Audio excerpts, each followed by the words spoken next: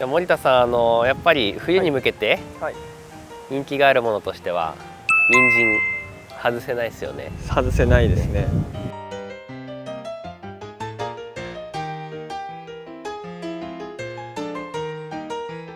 ちなみにこう少しずつ生育が違うんだけれども、もうちょっとずらしながら。そうですね。発芽して巻くって感じです。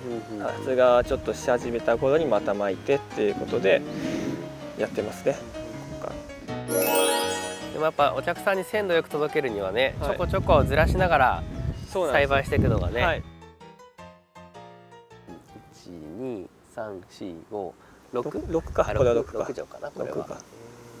でやってます。株間がだいたい10センチ。10センチぐらいか。はい。ね、10センチぐらい。これはもう間引いた後。これはですね、最近ハシ器を買って、その設定をしてダーッと巻いてたんです。前は手で巻いてたんで。マジで？はい、手で農家さんですよね。農家です。家庭菜園じゃなくて農家なんですけど。すげえ。手で巻いて。前こう手で巻いてたそうです。手で。はい。まあそれもかっこいいからね、オッケーなんですよ。かっこいい人は別に何やっても決まるんだけど。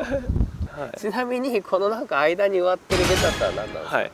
さっきと一緒で、道が広かったんで、ちょっともったいないと思って、急遽ここにルッコラをちょっとやることで。ここでも通路だから邪魔にはならない。邪魔になりますけど、もったいないっていうところで、ここでもちょっと稼ごう。さっきと一緒で、ちょっと道が広すぎちゃったんでなるほど。でレタスを苗も余ったんで、ちょっとやっとこうかっていう感じで。ああ、なるほどね。でこれは株です。株。ちなみに俺はこの品種だっていうなんかあるんですか？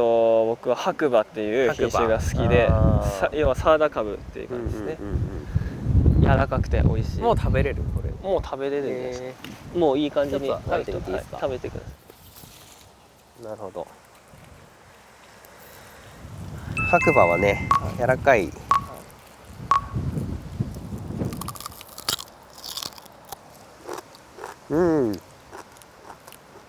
結構ワイルドですね。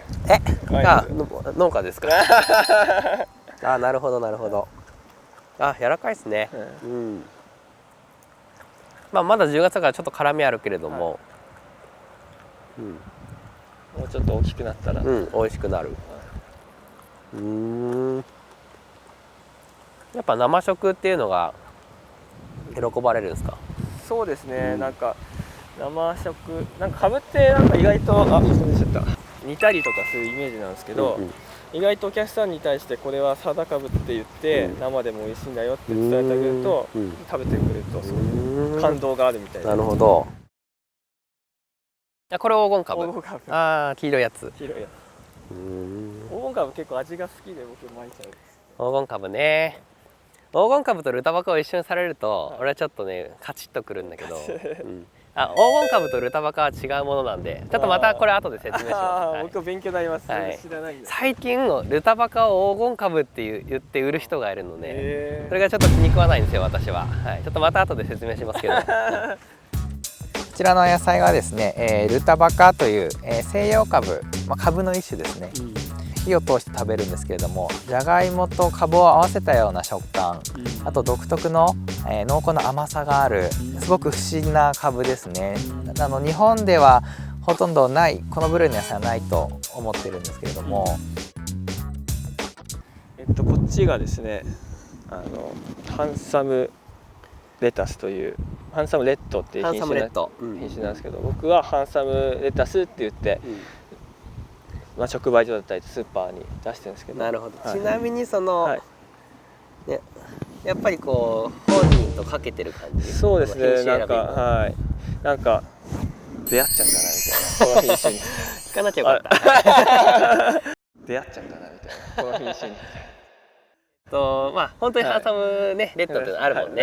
品種名としてあるんですよ。ふざけてつけたわけです。そう本当の名前です。本当にたまたまなんか出会っちゃった。たまたまハンサムのやつがハンサムレッドを作ってますみたいなね。そうなっちゃったっす。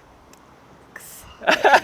でまあやっぱりこれなんで作ってるかっていうとこう特色としては、ですね、やっぱバリエーションですね。こっちはサニーレタスっていう一よくあるね般的な柔らかい感じで、こっち割と食感があるんですね。なんかパリッとした。なんでこれと一緒に混ぜてサラダにするとまた美味しくなるっていうか、サラダに食感が新しく生まれるんで、確かに、でパリッとしてる分ね、ドレッシング、こういうフリル状がドレッシングと絡みやすいし、なんかこれ一昨年ぐらいから始めて結構人気になっちゃったんで、もう作るしかないと。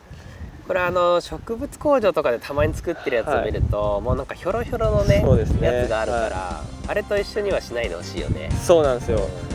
路地で作ったこれは本当にボリュームもあって綺麗で、食べ応えもあるんで、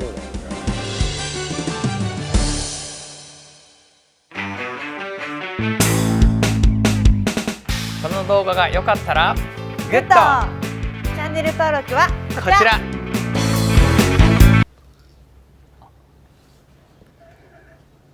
何やってんねん。